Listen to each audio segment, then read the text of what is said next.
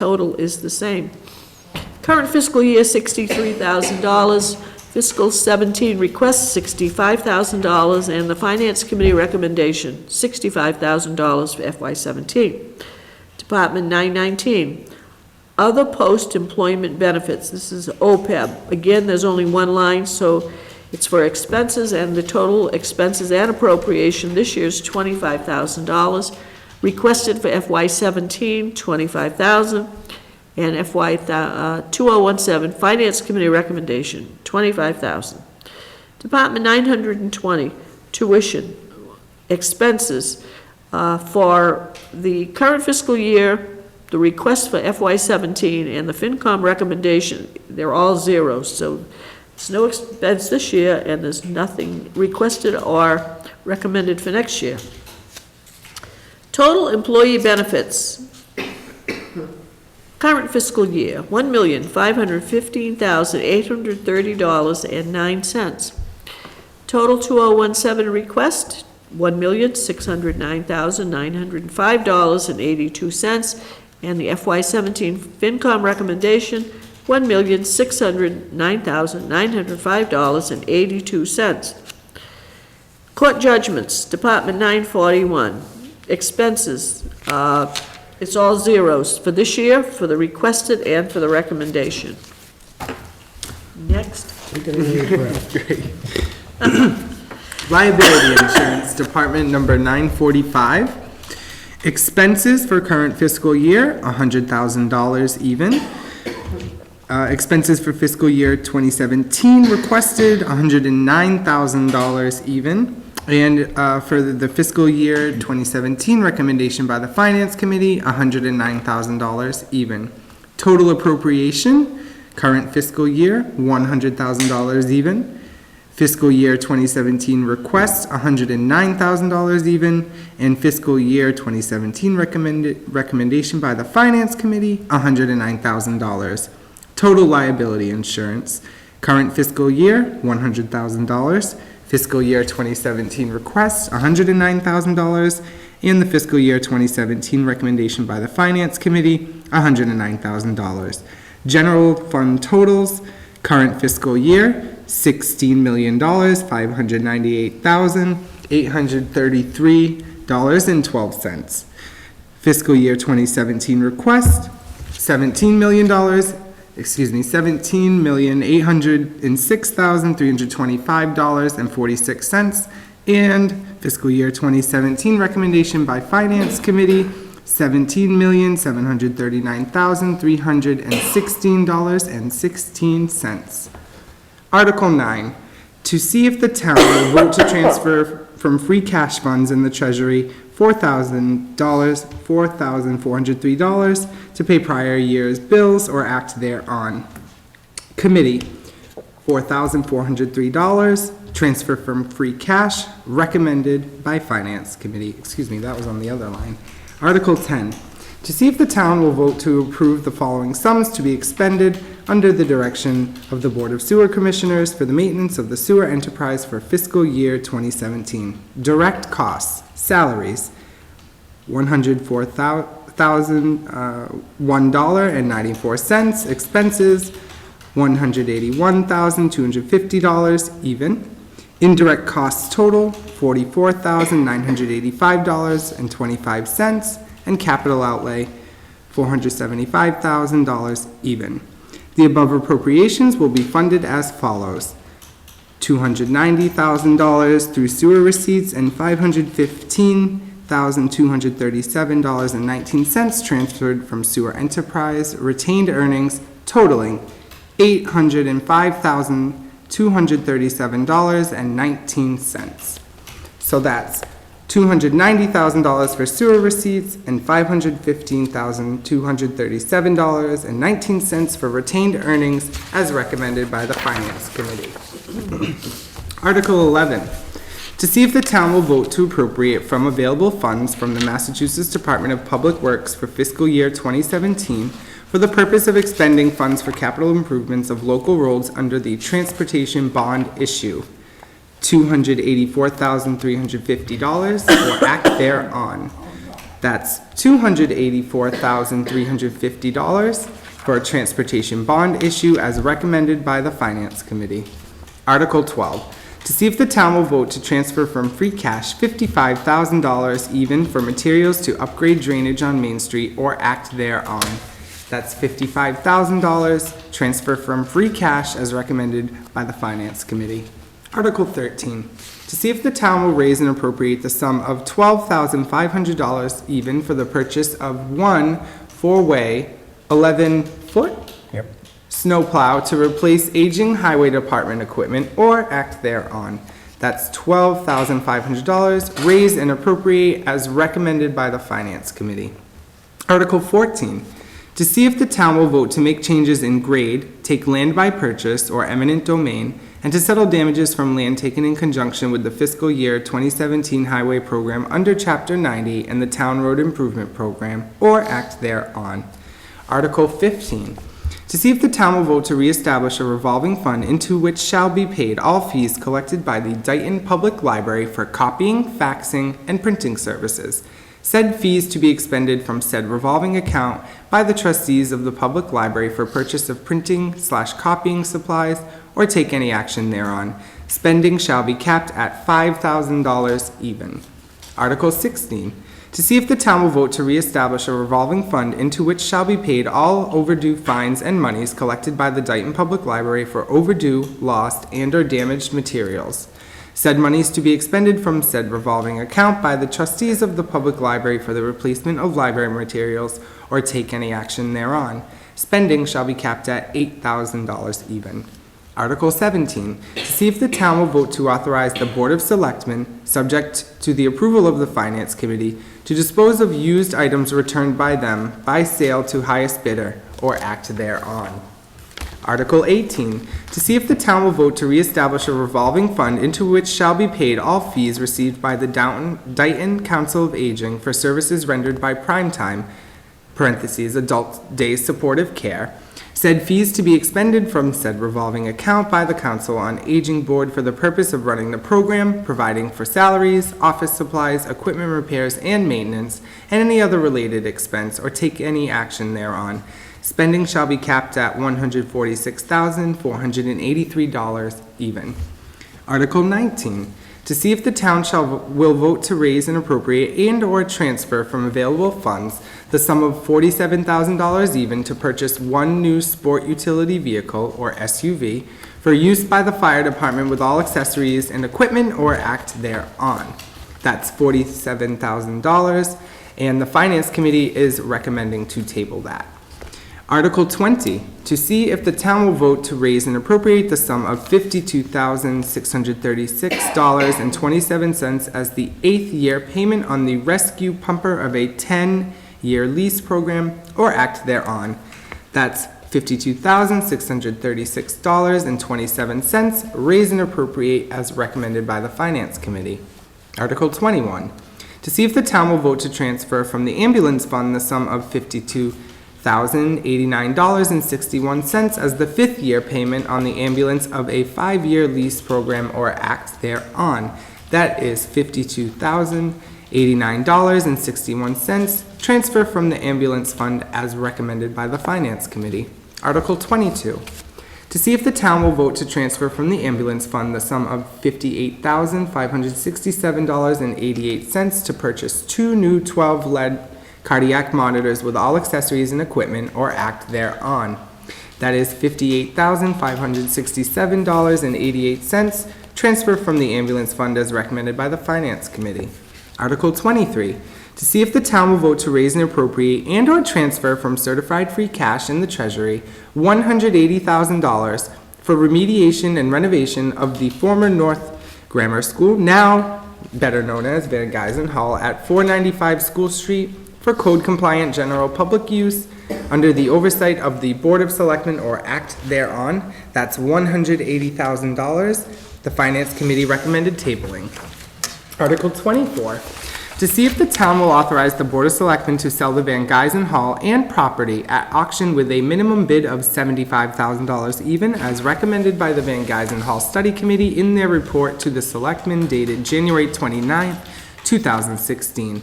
This is a sale of real property, and it's recommended by the Finance Committee. Article 25, to see if the town will raise and appropriate or take from free cash an amount of $50,000 for the demolition of Van Geysen Hall if it is not successfully sold at auction as recommended by the Van Geysen Hall Study Committee in their report to the Selectmen dated January 29th, 2016. That's $50,000, raise and appropriate as recommended by the Finance Committee. Article 26, to see if the town will raise and appropriate or take from free cash an amount of $5,000 to cover any costs associated with the creation of a memorial on a small portion of the Van Geysen Hall property to memorialize the history of the hall as recommended by the Van Geysen Hall Study Committee. That's $5,000 even, transfer from free cash as recommended by the Finance Committee. Article 27, to see if the town will authorize the Board of Selectmen to sell the Van Geysen Hall and property at auction with a minimum bid as determined by the town treasurer and the Board of Selectmen as recommended by the Van Geysen Hall Study Committee in their report to the Selectmen dated January 29th, 2016 and modified February 24th, 2016. Sale of real property recommended by Finance Committee. Article 28, to see if the town will approve the appointment by the Planning Board of a member of the Planning Board as the board's administrative assistant in accordance with the provisions of Section 21A, Chapter 268A of the Massachusetts General Laws or act thereon. Article 29, to see if the town will vote to reestablish a revolving fund collected by the Dayton Planning Board into which shall be paid all money collected to the sale of subdivision rules and regulations, zoning bylaw booklets, and zoning maps. In addition, all fees submitted to the planning board accompanied with Form A plans, preliminary plans, and definitive plans established in the Massachusetts General Laws, Chapter 41, Town of Dayton, Subdivision Rules and Regulations. Said monies to be expended from said revolving fund by the Dayton Planning Board for the advertising and certified mailings of public hearing notices for proposed subdivisions, engineers' fees, attorneys' fees, amendment changes, zoning changes, master plan, long and short-term planning purposes, and related research, with a cap of $30,000 even or act thereon. Article 30.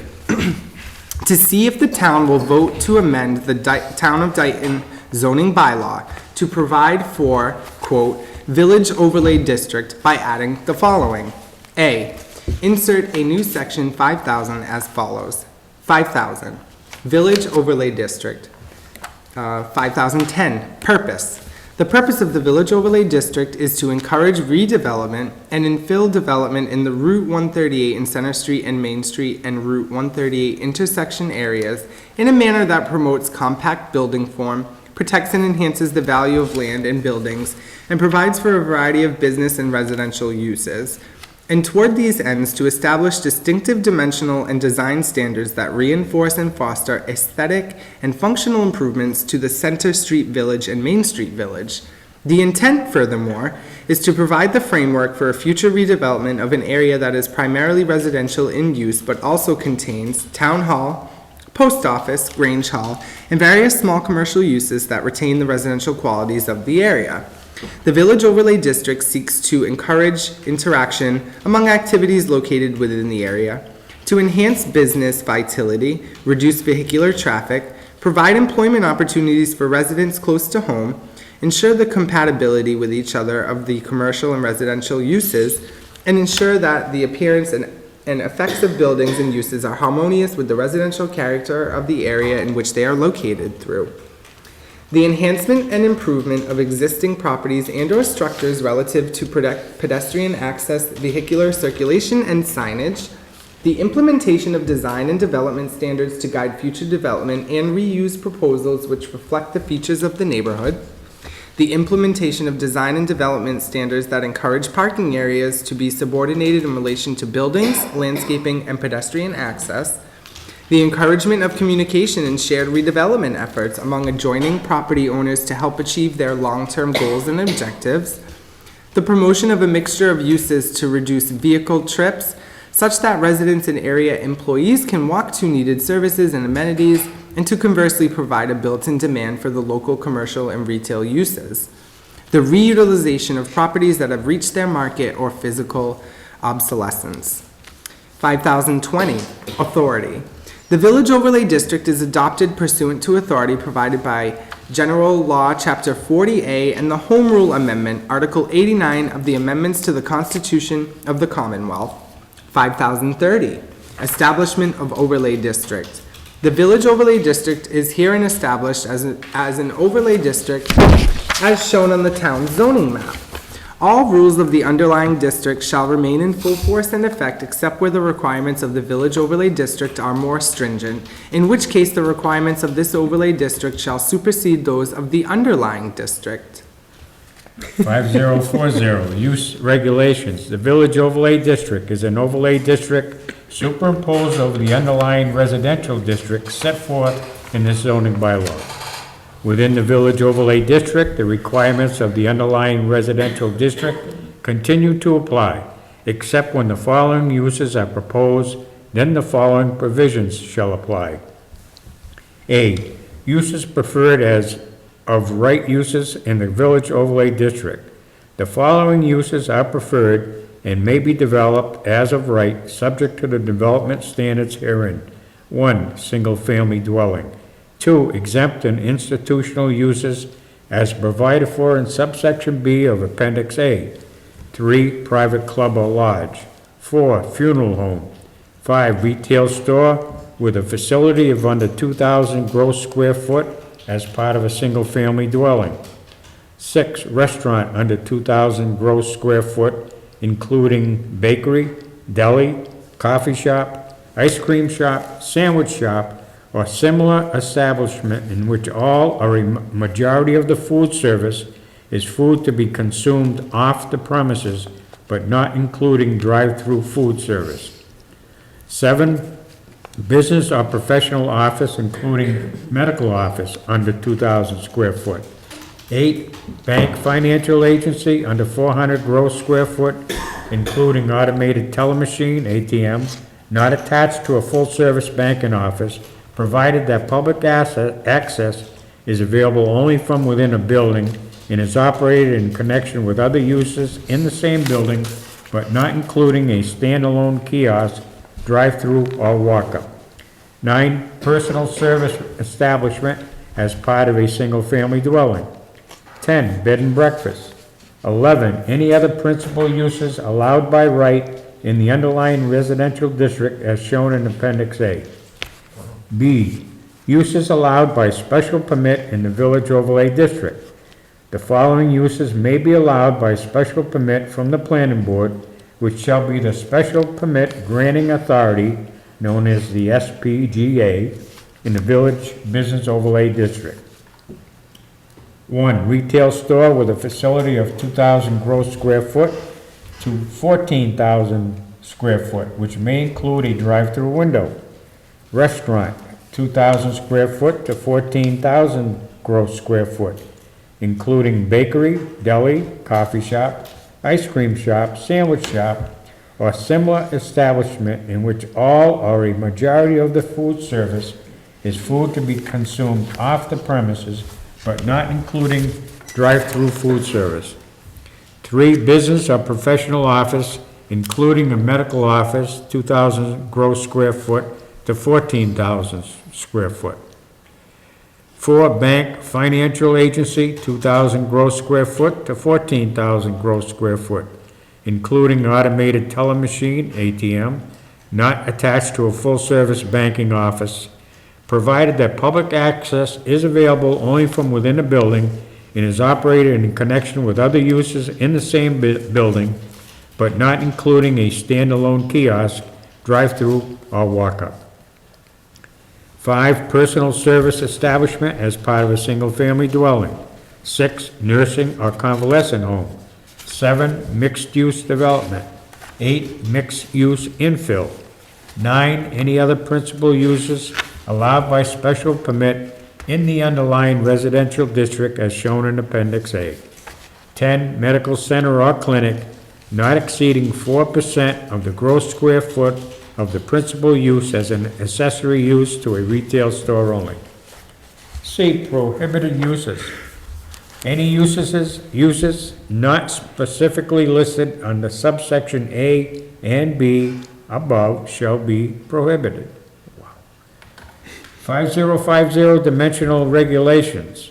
The dimensional regulations of the underlying residential district shall continue to apply. See Appendix B, Table of Dimensional Regulations. 5060, procedures. The special permit granting authority, the SPGA, shall be the planning board.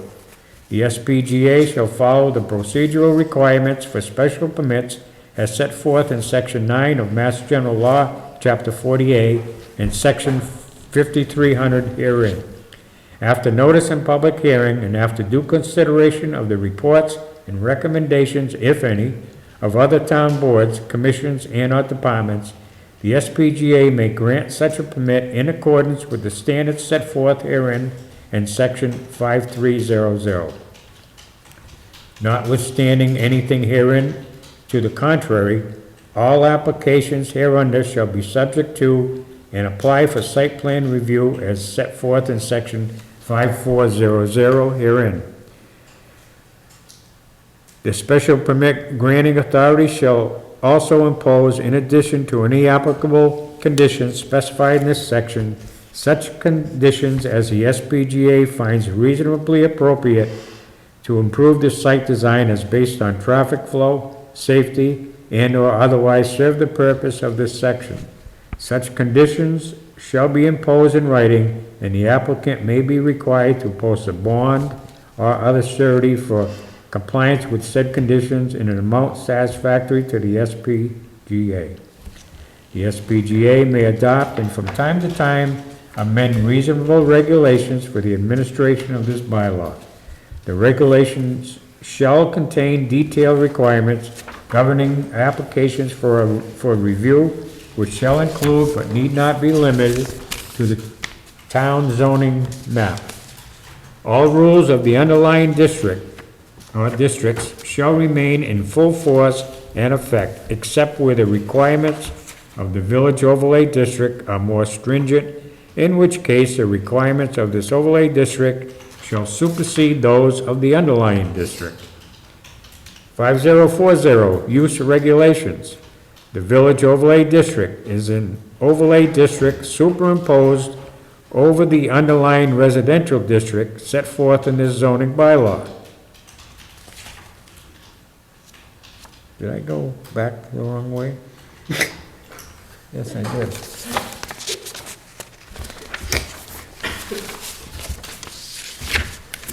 Let me pick up where I left off here. The regulations shall contain detailed requirements governing applications for review, which shall include, but need not be limited to the following. A, the content of plans. B, the designation of proposed building locations. C, location and design characteristics of proposed roads, driveways, and parking area. D, existing and proposed site grades.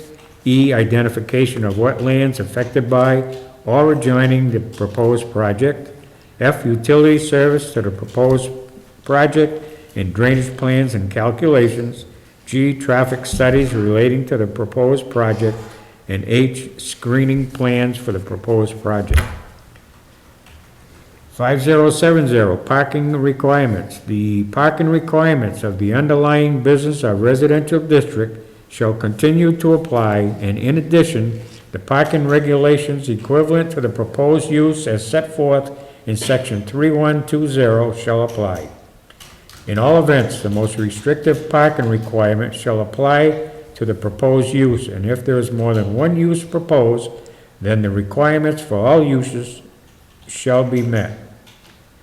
The planning board shall be permitted to waive this requirement, oh my God, if in their sole discretion they determine that the parking which is proposed will meet the intent and purpose of this ordinance and that public safety will be served. 5080, performance and development standards. Special permits hereunder shall be granted by the special permit granting authority unless otherwise specified herein, only upon written determination that the benefit to the town and neighborhood outweigh the adverse effects of the proposed use, taking into account the characteristics of the site of the proposal in relation to that site.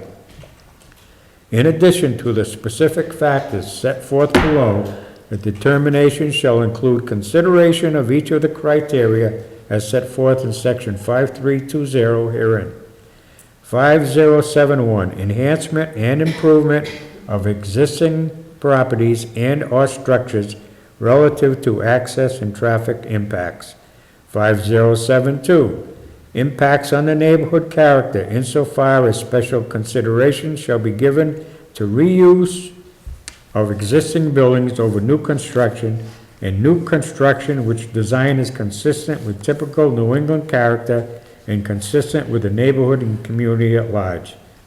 5073, impacts caused by noise, vibration, smoke, heat, glare, and odor, lighting, outdoor storage, waste disposal. 5074, adequacy of loading/unloading areas, walkways. 5075, impacts on the neighborhood character caused by signage, landscaping, and appearance/architectural design. The special permit granting authority may consider, among others, the compatibility of the proposed structures with the existing neighborhood, including but not limited to style, size, massing, and landscaping. 5076, compliance with the Town of Dayton's stormwater bylaw, Commonwealth of Massachusetts Stormwater Policy, and Environmental Protection Agency, NPDES requirements as applicable. B, and amend section 6 definitions by adding the following new definition. Accessory rooftop element, an architectural or other permanent feature that rises above the primary roof surface of a building but does not contain any enclosed habitable space. Examples include parapet wall, skylight, clerestory, monitor, a cupola, roof deck and railing, roof access hatch and/or head house, mechanical equipment, and elevator head house. Design standards. All provisions of this bylaw that apply to site design, building design, and landscape design within this village business overlay district. Floor area gross.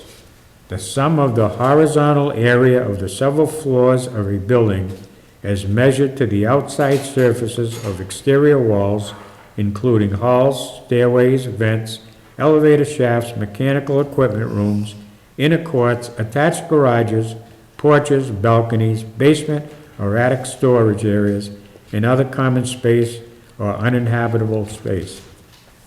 Floor area net. The usable or leasable floor area of a building, excluding halls, stairways, vents, elevator shafts, mechanical equipment rooms, inner courts, attached garages, porches, balconies, basements or attic storage areas, and other common space or uninhabitable space. Institutional, a nonprofit, religious or public use such as a church, library, public or private school, hospital or government-owned and operated building used for public purpose. Live work units, a structure used by a single household both as a dwelling unit and as a workspace as defined herein, where such workspace occupies at least 50% of the unit's total floor area. The unit may be designed as a live above with the workspace on the ground level and the living space above, or it may be designed as a live beside with the workspace and the living space on the same level but adequately separated. The living space of a live work unit shall contain a kitchen area and sanitary facilities.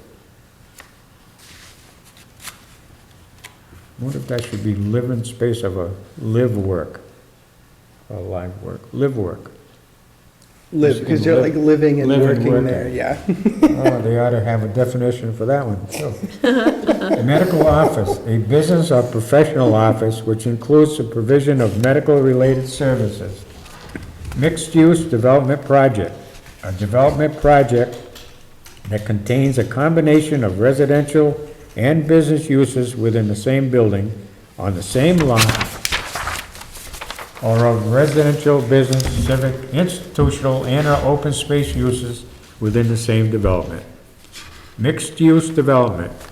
The development of attractive land, building, or structure with two or more different uses such as, but not limited to, residential, business or professional office, including medical office, retail store, institutional or light manufacturing, in a compact village form with vehicular access to an accepted public way.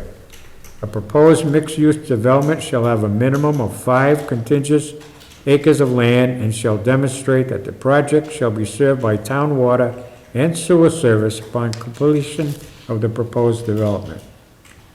Mixed-use infill within the village business overlay district, the development of a tract of land, building, or structure with 2 or more different uses such as, but not limited to, residential, business or professional offices, including medical office, retail, institutional, or light manufacturing in a compact village, Form A, proposed mixed-use infill development, shall have no minimum area requirements other than those imposed by dimensional requirements of the Dayton zoning bylaws, but shall occur only on parcels of land less than 5 acres in size.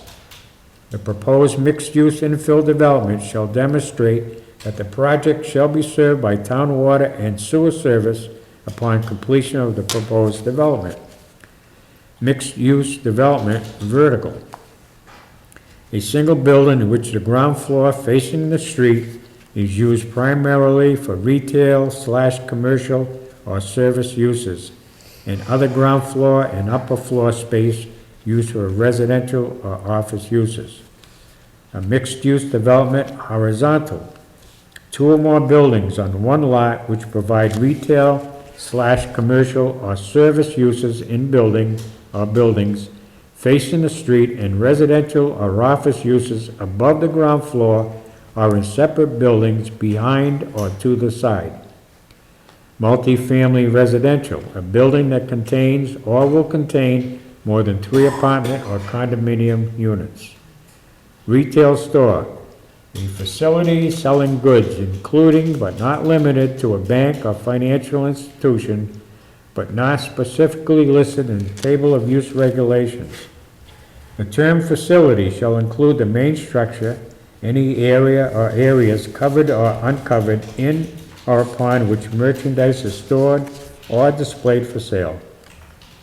Standalone kiosk, drive-through, or walk-up, a kind of open and available facility, either standing alone or attached to a main building, used to provide immediate automated service to customers of an institution which may be accessed by driving through or walking up to the facility.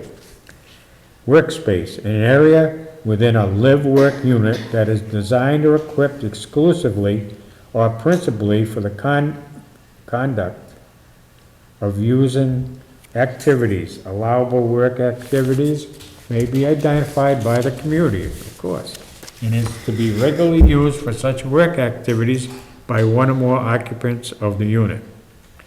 C, and further to amend Section 2, subsection 2100 by adding the following.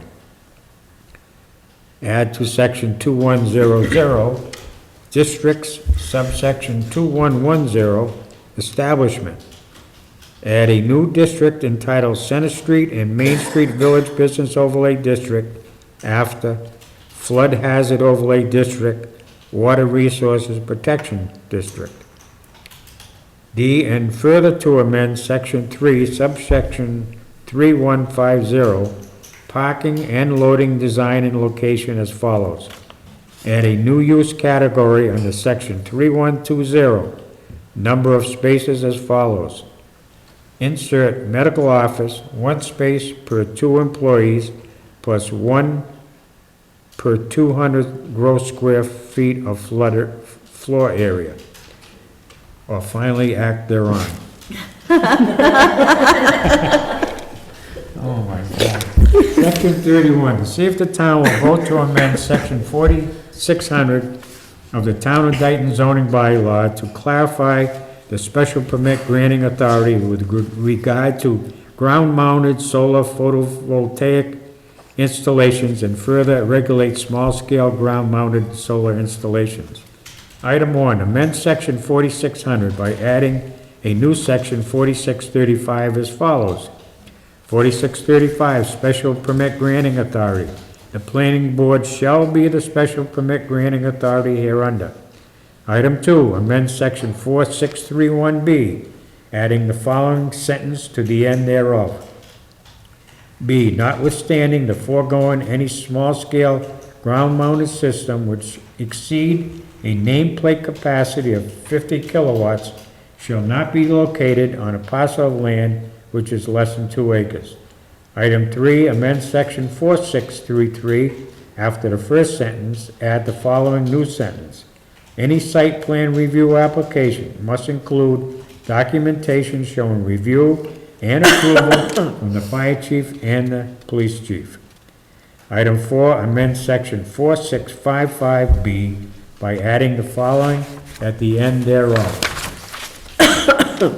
But in all events shall be at least 100 feet from any dwelling or on another parcel.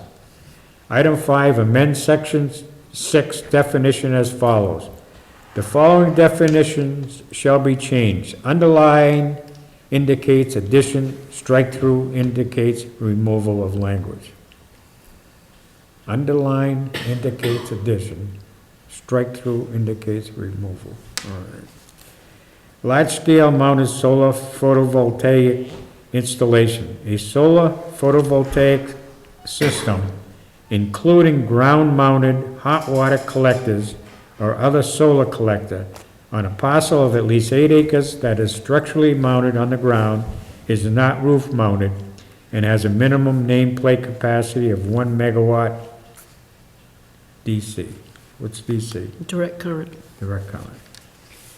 Small-scale ground-mounted solar photovoltaic installation. A solar photovoltaic system, including ground-mounted hot water collectors or other solar collector on a parcel of land which meets the minimum lot area requirements of the district in which it is located, and which system has a nameplate capacity no larger than which is necessary to provide enough energy sufficient to operate the structure or the use located on the same parcel upon which it is located, or take any action in relation thereto. Now, I said underline indicates addition. There was no strike-throughs. Did I miss anything? Nope. You did not, Mr. Chairman. Okay. Article 32. To see if the town will vote to amend the general bylaws to add a new Article 34 entitled Yard Sales as follows. Oh, this is Patrick's. Yard sales, Section 1 purpose. The purpose of this bylaw is to protect the health, safety, and general welfare of the inhabitants of the town of Dayton by ensuring that yard sales are conducted in an appropriate and safe manner and are maintained safely and not conducted so frequently to become permanent uses, and all advertising material used therein is removed from the public ways thereafter. Section 2 definitions. A yard sale. The temporary selling of items generally found within one's residence, having been previously used or purchased for use by the owner thereof, such as furniture, tools, or clothing, taking place on the seller's own premises or the premises of a charitable organization, sometimes referred to as a garage sale. Temporary sale, a sale not lasting more than 2 days. Section 3, prohibitions. No person shall conduct a yard sale without first obtaining a yard sale permit from the town clerk. All permits must be posted and visible to the general public during the yard sale. No person or charitable organization shall conduct a yard sale more than 2 days in any month. A yard sale may only be conducted on a lot with a residential use thereupon or at a charitable organization's property. Any signage used in advertising a yard sale must be removed by the permittee within 48 hours of the close of the yard sale. Section 4 permits. The permit fee shall be $5. Applications for permits shall be provided by the town clerk. The Board of Selectmen shall issue permits in accordance herewith. Applications from the town clerk and the Board of Selectmen will issue them, okay. Section 5 enforcement, non-criminal disposition. Violations of any section of this section may be processed pursuant to General Law, Chapter 40, Section 21D, and fines for such violations shall be assessed as follows. First offense, $25. Second offense, $50. Third offense, $100. Each day such violation is committed or permitted to continue shall constitute a separate offense. The police chief and his or her appointees shall have the authority to issue notices of violations and citations under this bylaw or act thereon. I have a question. The top of that page.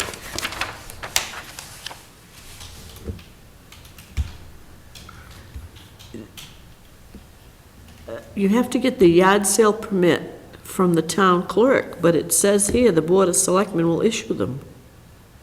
What does that mean? Town Does clerk? she give us the applications and then we decide? Well, the applications for permits shall be provided. She's only providing an application. Yeah. I would assume it comes back to us. No, go up Is it? further. Yeah, shall conduct without first obtaining. A yard sale I see permit. what you're not an talking literally application. about the language. Yeah. Yeah, that's I think that contradictory. it means an application for a permit. Yes. Mm-hmm. That was probably the intent. We you're right. probably need to amend that on town meeting floor. I don't know if that's gonna kill it or not. I don't think so. Without first obtaining a yard sale permit. An application for a yard An sale. without obtaining an application. Mm-hmm.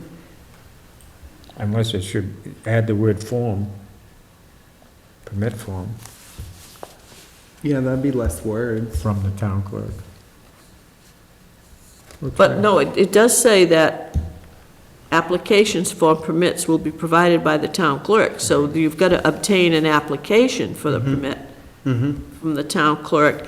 And then evidently you bring them into the Board of Selectmen Right, with your $5, and we issue it, right, I think so. Yeah. We'll have to check on that one. okay.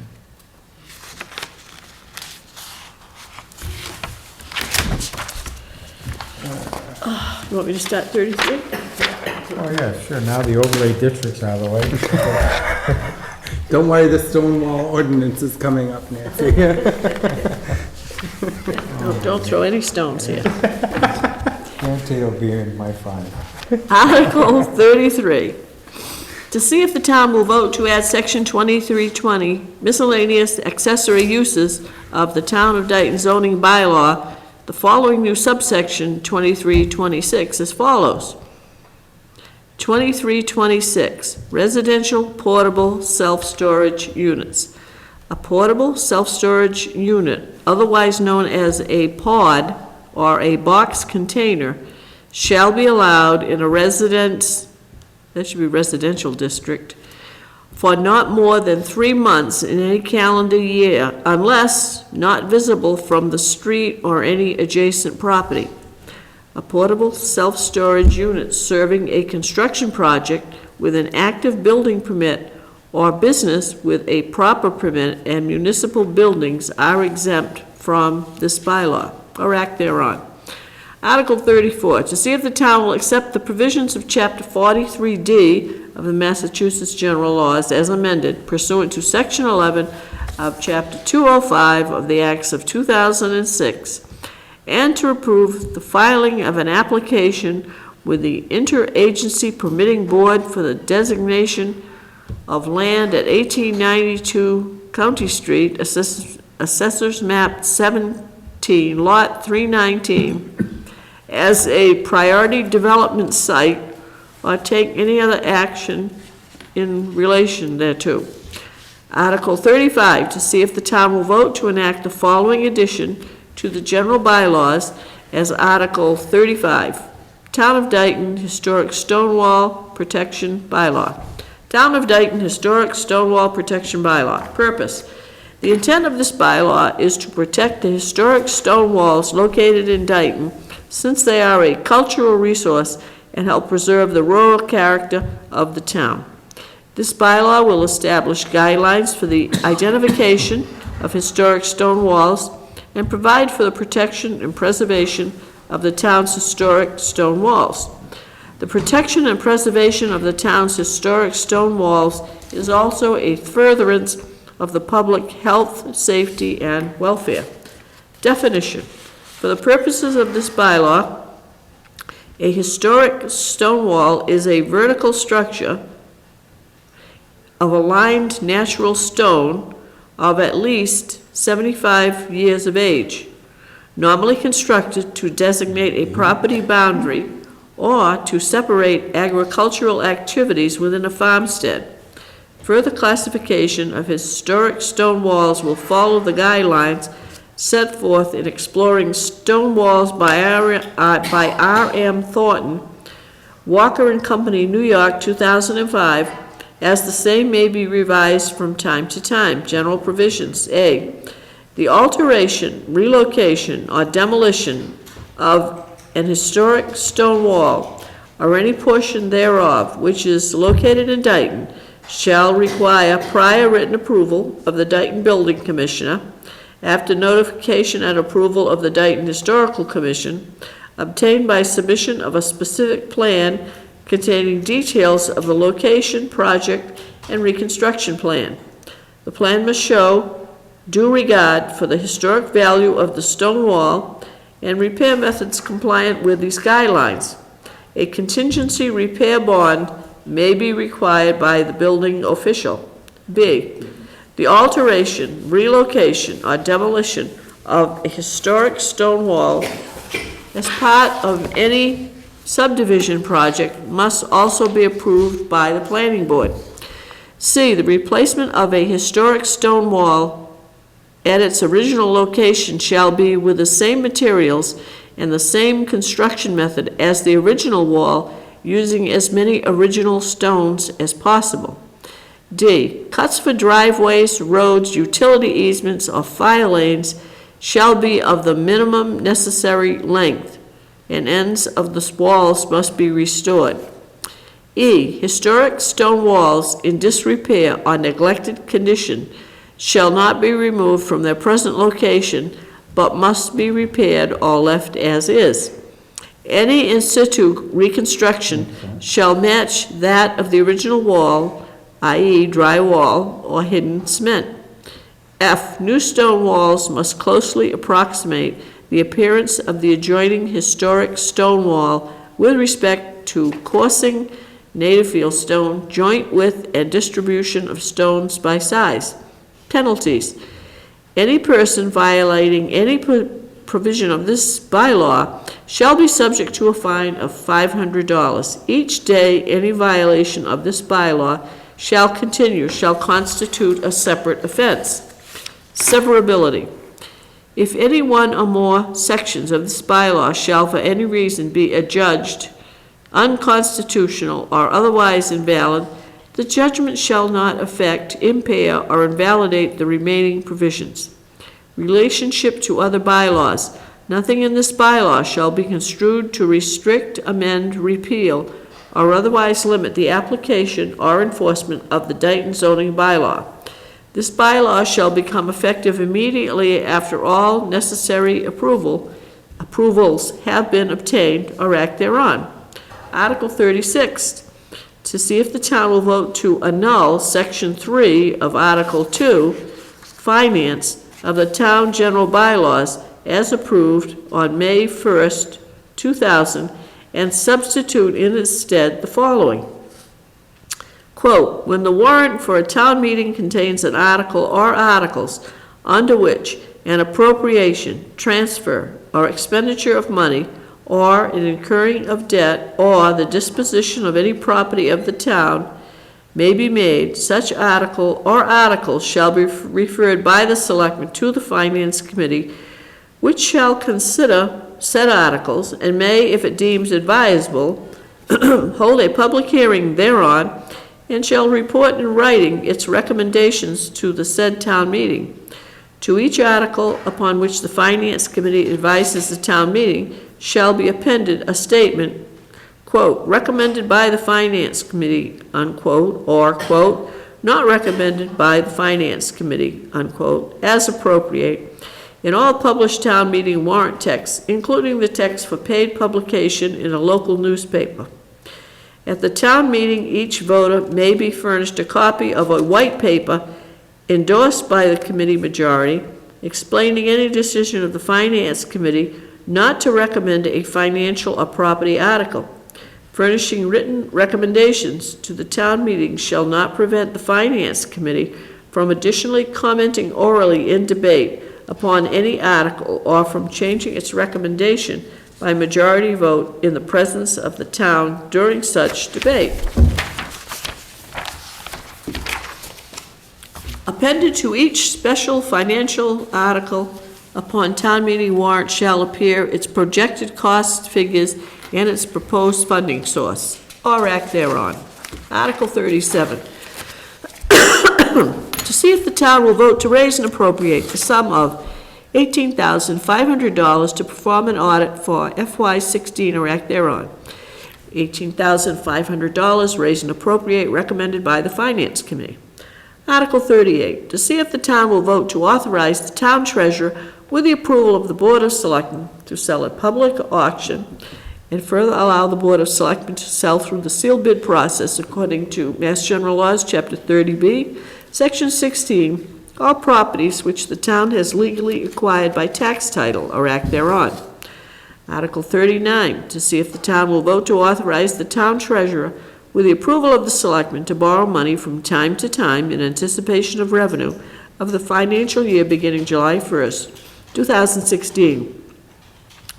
In accordance with the provisions of General Laws, Chapter 44, Section 4, and to issue a note or notes therefore payable within 1 year, and to renew any note or notes as may be given for a period of less than 1 year, in accordance with General Laws, Chapter 44, Section 17, or act thereon.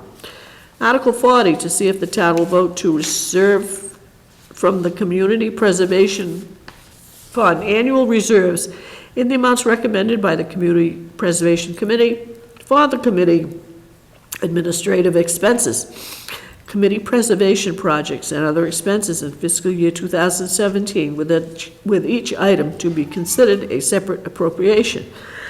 Excuse me, appropriations. From FY17,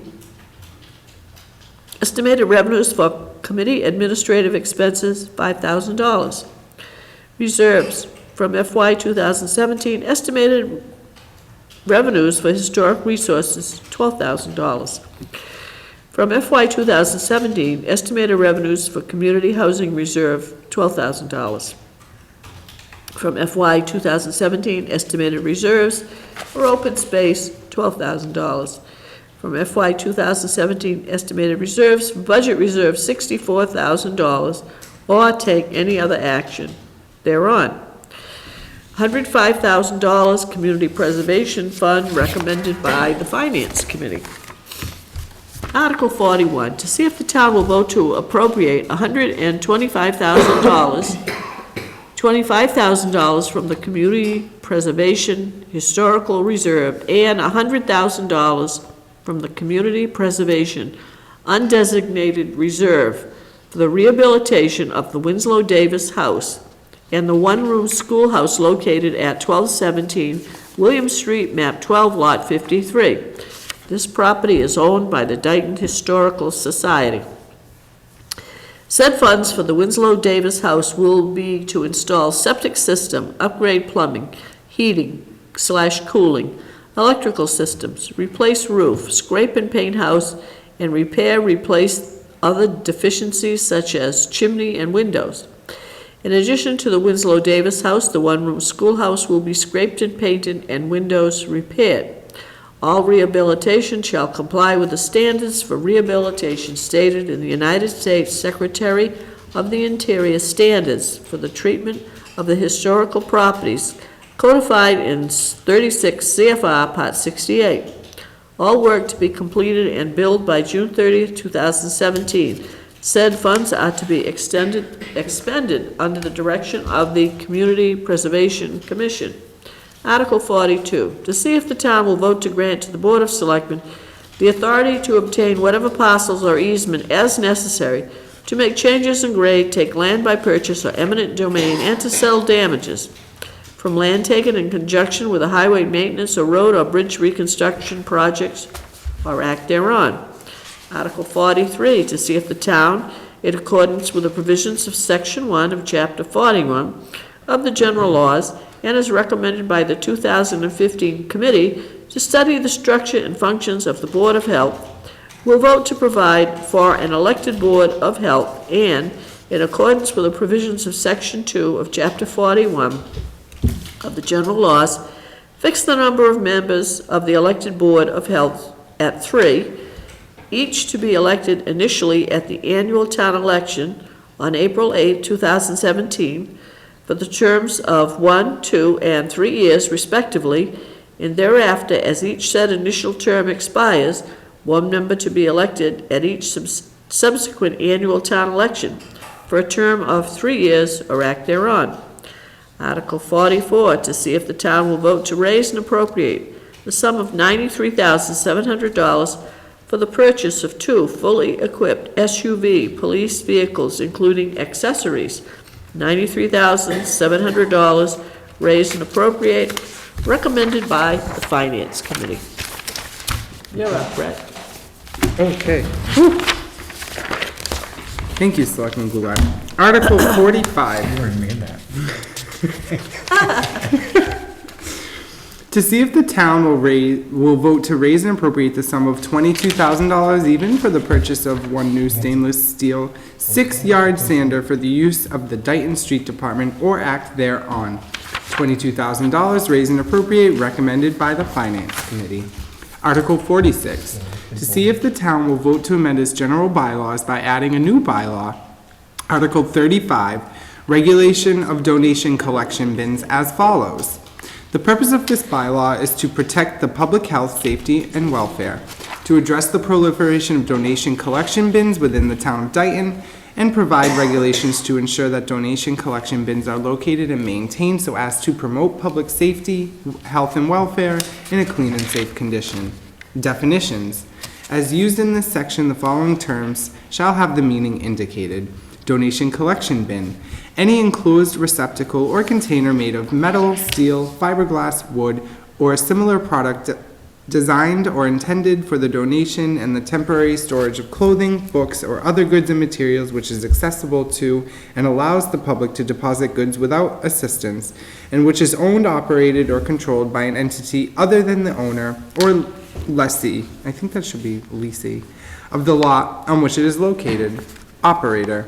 Any person or legal entity that owns, operates, or is otherwise in control of a donation collection bin in the town of Dayton.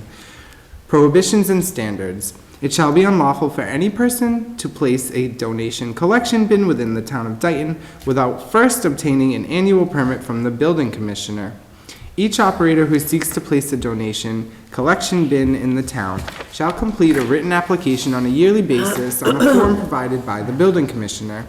A donation collection bin subject to the provisions of this chapter must have clearly identified, in writing on its face, the name, address, and telephone number of the entity or organization that is maintaining the donation collection bin. No further advertising shall be permitted on the donation collection bin. B. A permit for a donation collection bin may be granted only in accordance with and subject to the following provisions, conditions, and restrictions. 1. Donation collection bin permits may be granted only in business or industrial zoning districts for properties owned or leased and used for nonprofit purposes, but excluding churches and other houses of worship in any zoning district. Only 1 donation collection bin is allowed per property, which includes all contiguous land and common ownership. 2. The donation collection bin shall be appropriately located so as to not interfere with site triangles, on-site circulation, required setbacks, landscaping, parking, or any other zoning requirements, and shall be placed on a concrete or other paved surface. The donation collection bin shall not be placed at any location directly abutting a residential property and shall comply with all setbacks for accessory structures under the zoning bylaws. All donation collection bins shall be properly screened from view as approved by the building commissioner or his designee, and shall not consume any available parking spaces required for the permitting or zoning requirements of the premises where cited. The donation collection bin shall be placed such that there is safe and convenient pedestrian and vehicular access to it. 3. The donation collection bin shall be of the type that is enclosed by use of a receiving door and locked so that the contents of the bin may not be accessed by anyone other than those responsible for the retrieval of the contents. 4. Each donation collection bin shall not cover a ground surface area in excess of 5 feet by 5 feet, nor be more than 6 feet in height. 5. Each donation collection bin must be regularly emptied of its contents so that it does not overflow. Used clothing or other donated goods and materials may not be placed about the surrounding area. All donation collection bins must be maintained in a state of good repair and in a neat and clean condition and free of trash, debris, refuse, or like material. 6. Each donation collection bin must have the applicant's name, business address, and telephone number, as well as the name, address, and telephone number of the person or persons responsible for maintaining each donation collection bin, which shall be posted on each bin. 7. The application fee for a permit for a donation collection bin shall be $150 even for each donation collection bin. The permit period for each donation collection bin shall be January 1st through December 31st of each year. 8. The building commissioner or his designee shall deny a license application which does not comply with the requirements of this bylaw. 9. The permit issued to the applicant shall be affixed to the donation collection bins used by the license holder prior to placement of the bin. The permit shall be clearly placed on the same side of the bin as the chute used to deposit donated items. Next to the permit, there shall be placed in a clear lettering the name and telephone number of the operator. Upon the sale or transfer of a bin, a new permit shall be sought, and if granted to a subsequent owner, the permit must be affixed to the bin prior to placement in service. Applicability. A. The provisions of this bylaw shall apply to both existing and future donation collection bins located within the town of Dayton. Property owners with existing donation collection bins prior to the effective date of this bylaw shall come into compliance as follows. 1. Within 60 days of the effective date of this bylaw, the operator shall file an application for a permit as required under this bylaw for each existing donation collection bin. The application shall demonstrate how the existing donation collection bin complies with this bylaw or show the proposed changes that shall be completed to achieve compliance. Within 90 days after the effective date of this bylaw, each existing donation bin shall be brought into compliance with this bylaw or removed from the town, except as provided below. 2.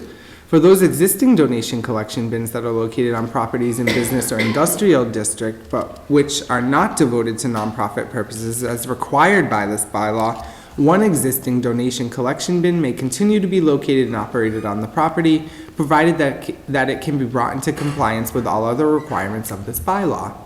The operator of each such prior non-conforming donation collection bin must apply for and receive an annual permit as provided in this bylaw.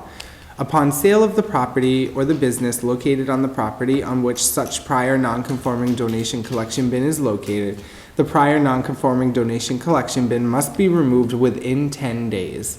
Violation. A. Any person, entity, partnership, firm, or corporation violating any of the provisions of this bylaw shall be punished by a fine of not less than $50, but not exceeding $100 for each individual violation. B. Each violation of any of the provisions of this chapter and each day the same is violated shall be deemed and taken to be a separate and distinct offense. C. The owner, lessee, or other person or legal entity in control of the property where the donation collection bin is being maintained and the operator of said bin in violation of this section shall be jointly and severally liable for each violation thereof. D.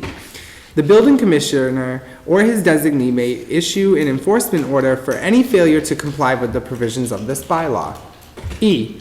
The building commissioner or his designee shall enforce this bylaw or act thereon.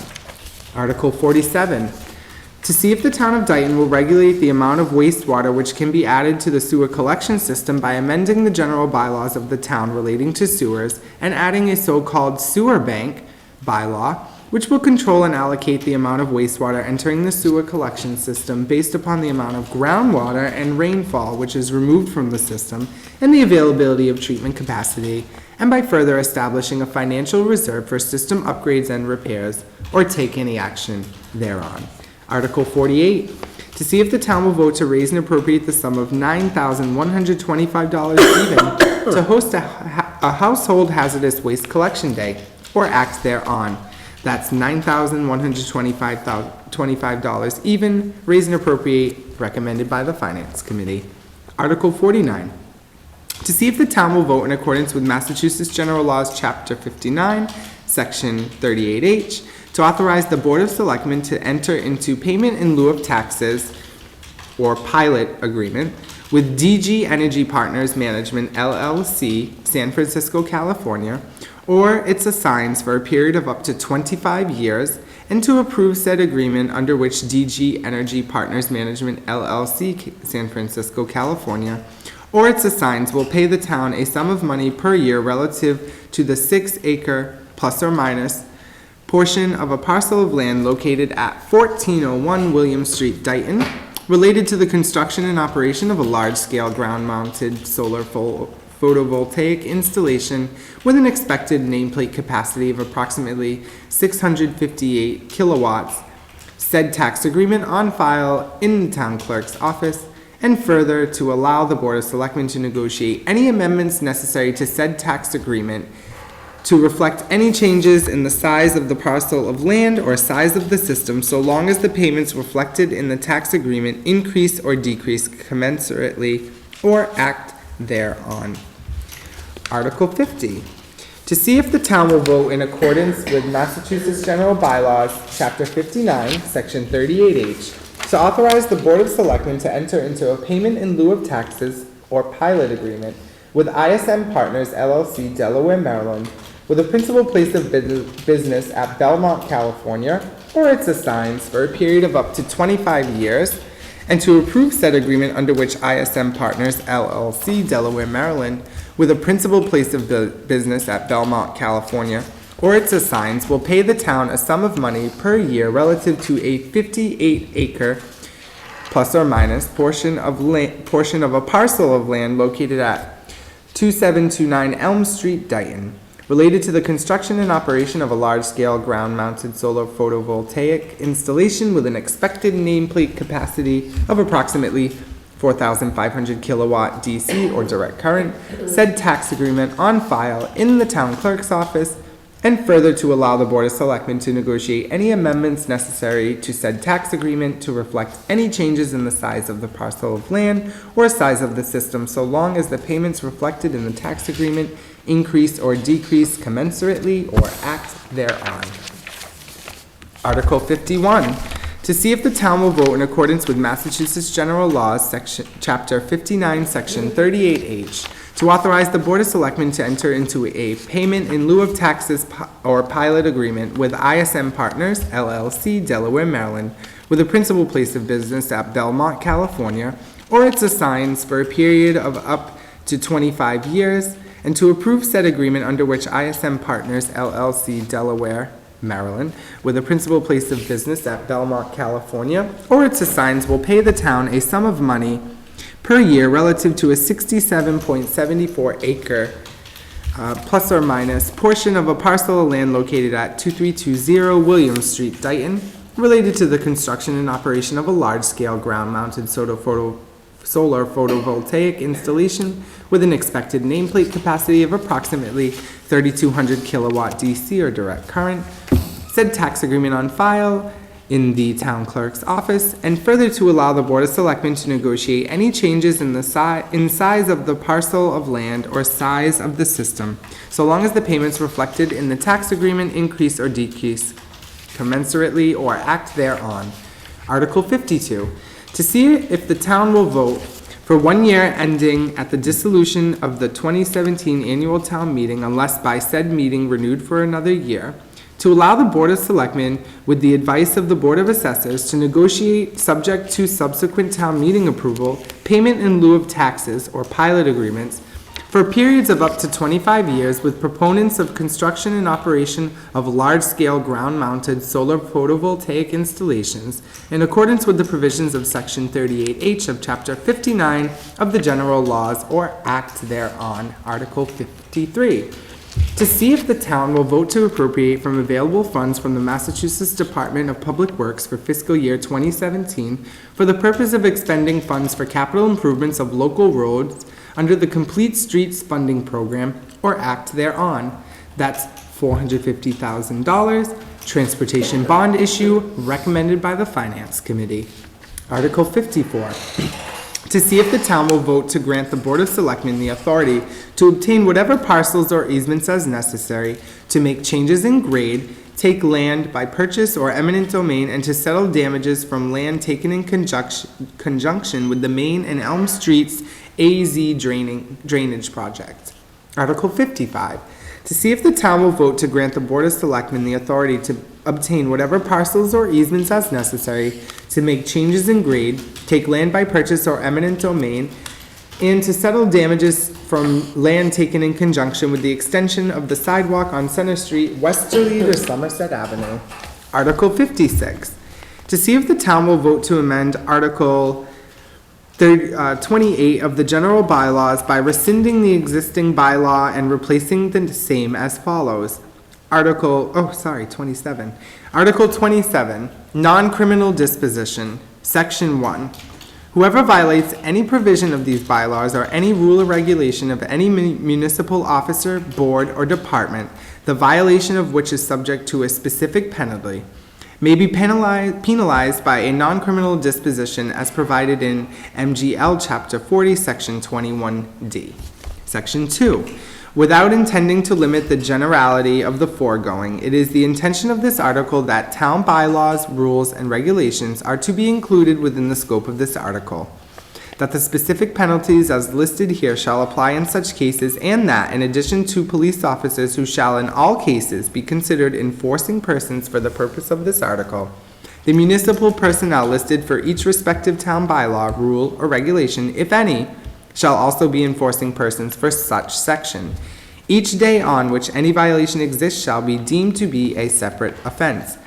Basic fine schedule. First violation, written warning. Second violation, fine of $100.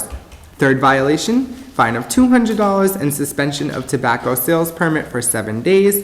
Fourth, an additional violation, fine of $300 and suspension of tobacco sales permit for 30 days.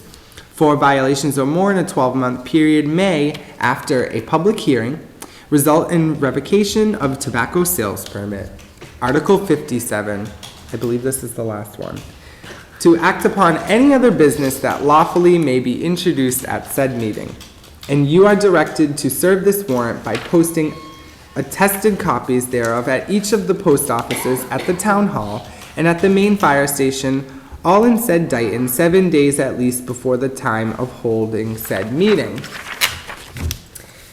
Hereof fail not and make due return of this warrant with your doings thereon to the town clerk at the time and place of meeting as aforesaid. Given under our hands this first day of June in the year of our Lord, the 2016, and of the independence of the Commonwealth of Massachusetts, the 240th. Board of Selectmen, signed, Board of Selectmen, Dean V. Cronin, Chairman, Brett R. Zographos, Clerk, and Nancy J. Goulart, Member. A true copy attest, signed, Susanna Medeiros, Town Clerk, posted as directed, signed, Susanna Medeiros, Constable, dated June 1st, 2016. We made it. We made it. Hey, where's the clause that said we were going to adjourn by a certain time? Guess that didn't apply here.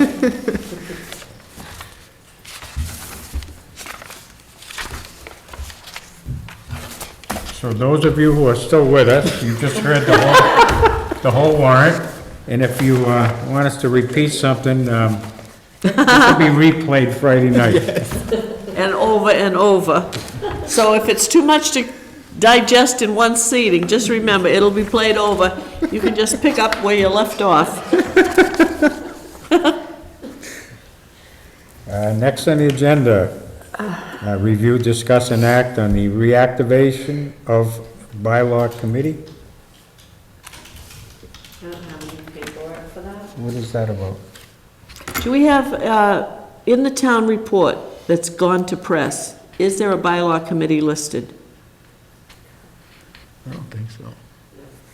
If that, I don't know, there was an active bylaw committee. The last one they acted on was that animal control bylaw, quite a while ago.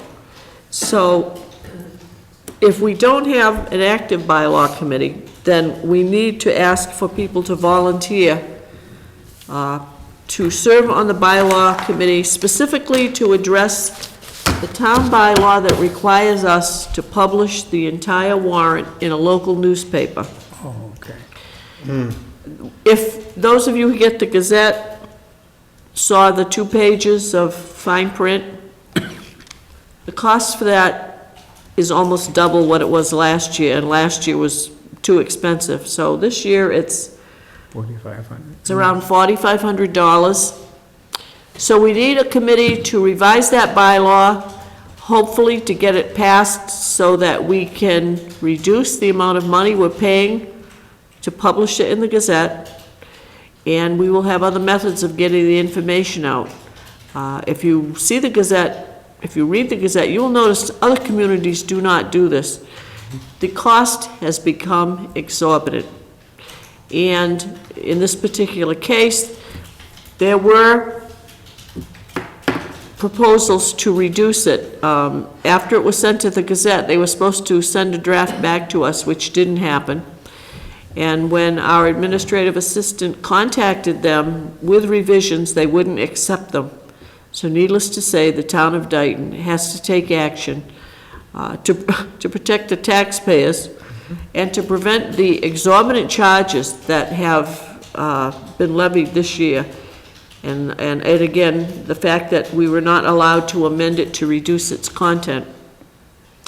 So if there are any people out there willing to serve on this bylaw committee, we'll look to see how many members we had on the last committee. But the one bylaw that we have is this one that needs to be worked on. So contact Karen in our office, fill out a volunteer form, and we'd like to get this committee active as soon as possible. And right now, we only have this one issue. So anyone interested, please come forward. Thank you. I believe it would have to go to town floor, though, town meeting, Oh, it's, the revision will have to go, yeah. hopefully in the fall. If we can get this bylaw revised this summer before we have our special meeting in the fall, and we will have, I think we may be required to have a public hearing, but at least a public meeting at minimum, and we will review it. But if we can get this passed in the fall, then a year from now at the annual town meeting, we will not spend the kind of money that it costs this year, and we will have an alternative method to get the information out to you.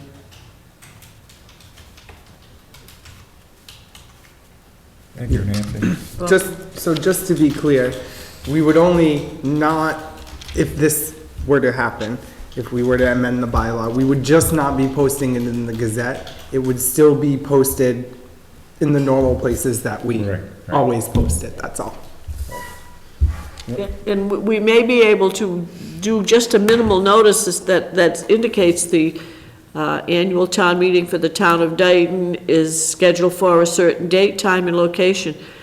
I have not seen postings of annual town meetings in the Gazette, except ours, for years. And I know that the town of Rainham has signs when you enter Rainham, like Route 104 in the Bridgewater line. There is a sign there that says special town meeting, annual town meeting, and they just put it out there. Berkeley has signs they They have that post. big sign too. You know, that big Yes. white wooden sign. And Berkeley has signs they post like at the exit on 24, when you get them, come on to Yep, Pedelford I see Street. them all the time So, when they post them. this bylaw committee would just look into some alternative methods, but we've got to reduce the cost. 4,500, everyone complained last year because I think it was 2,500, and we said we wouldn't do it again. And so the intent was not to do it, and when we got the estimate, that's when Karen checked into what could be eliminated.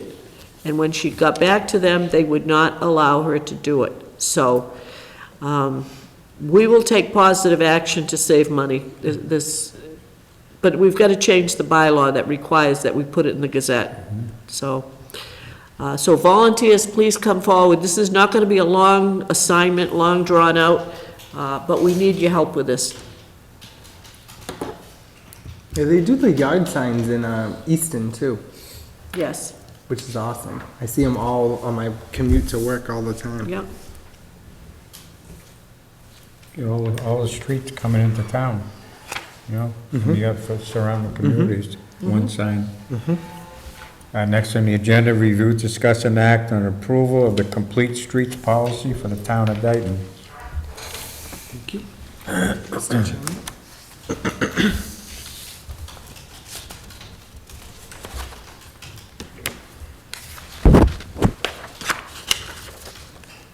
Been working on this, right, Nancy?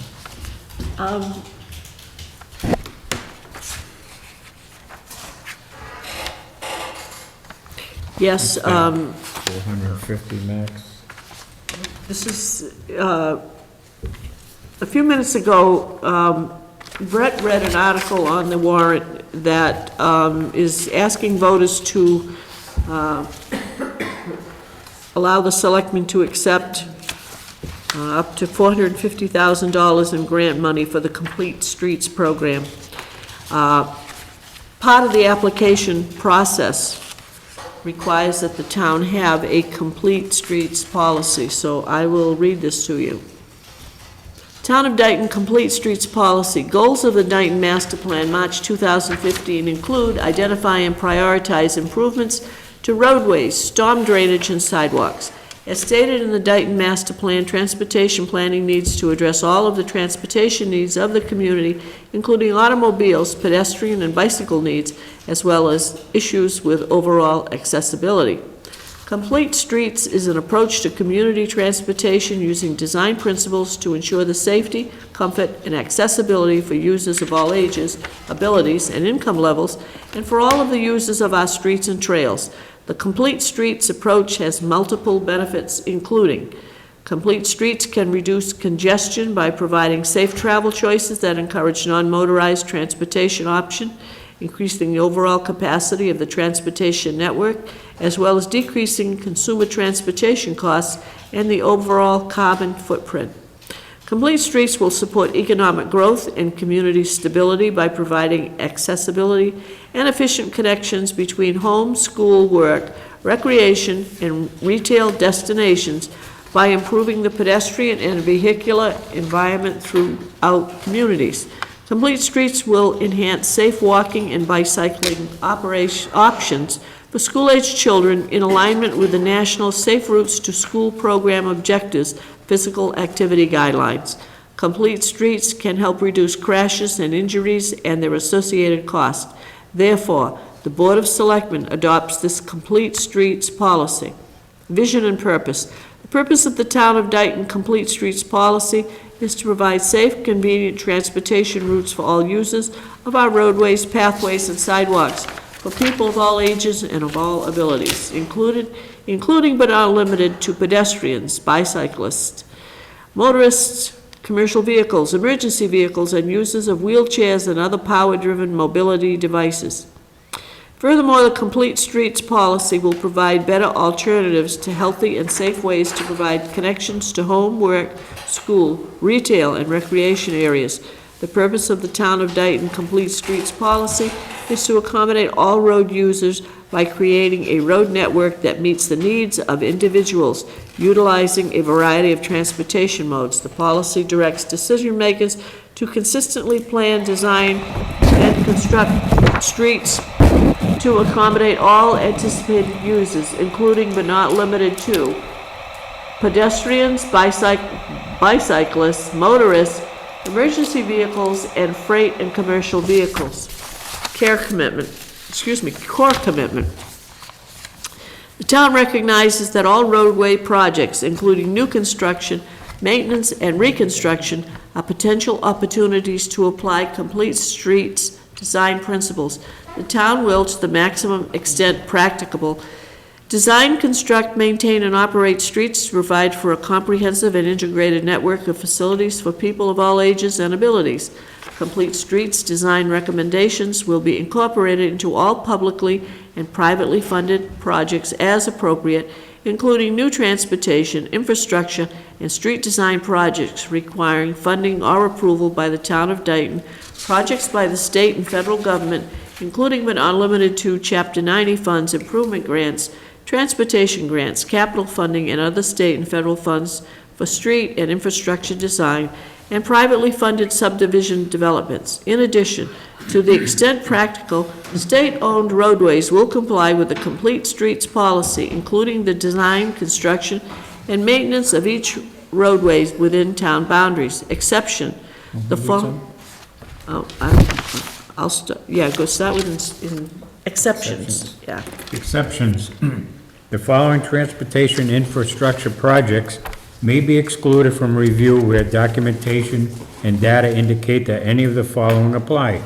1, costs or impacts of accommodation are excessively disproportionate to the need or probability for future use. 2, other town policies, regulations, or requirements contradict or preclude implementation of the complete street principles. In addition, town departments will use best judgment regarding the desirability and feasibility of applying complete street principles for routine roadway maintenance and projects, such as repaving, restriping, and so forth. Best practices. The Town of Dayton Complete Streets Policy will focus on developing a connected, integrated network that serves all road users. Complete streets will be integrated into policies, planning, and design of all types of public and private projects, including new construction, reconstruction, rehabilitation, repair, and maintenance of transportation facilities on streets and redevelopment projects. Complete Streets' principles include the development and implementation of projects in a context-sensitive manner in which project implementation is sensitive to the community's physical, economic, and social setting. The context-sensitive approach to process and design includes a range of goals by giving significant consideration to stakeholder and community values. It includes goals related to livability with greater participation by those affected in order to gain project consensus. The overall goal of this approach is to preserve and enhance scenic, aesthetic, historical, and environmental resources while improving or maintain safety, mobility, and infrastructure conditions. Mr. Chairman, I'm sorry to interrupt. Is this not being broadcast now? That might be cut off. No, it's on. The Town of Dayton recognizes that complete streets may be achieved through single elements incorporated into a particular project or incrementally through a series of smaller improvements or maintenance activities over time.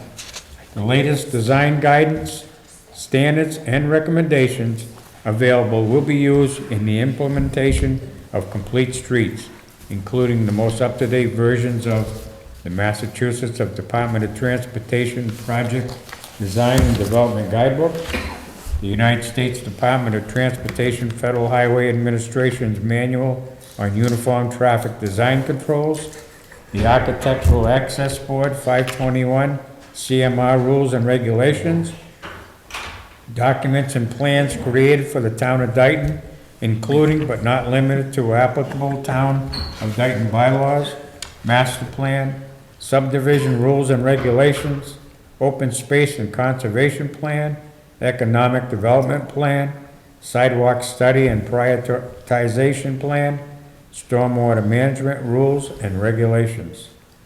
Implementation, the town shall make complete streets practices a routine part of everyday operations, that shall approach every transportation project and program as an opportunity to improve streets and the transportation network for all users, and shall work in coordination with other departments, agencies, and jurisdictions to achieve complete streets. The Complete Streets policy will be carried out cooperatively within a multidisciplinary team and all relevant departments in the town of Dayton, including but not limited to the Department of Public Works, Board of Selectmen, Planning Board, Conservation Commission, and Park and Recreation Commission. The town will utilize interdepartment coordination to promote the most responsible and efficient use of resources for activities within the public way. The town will evaluate projects as appropriate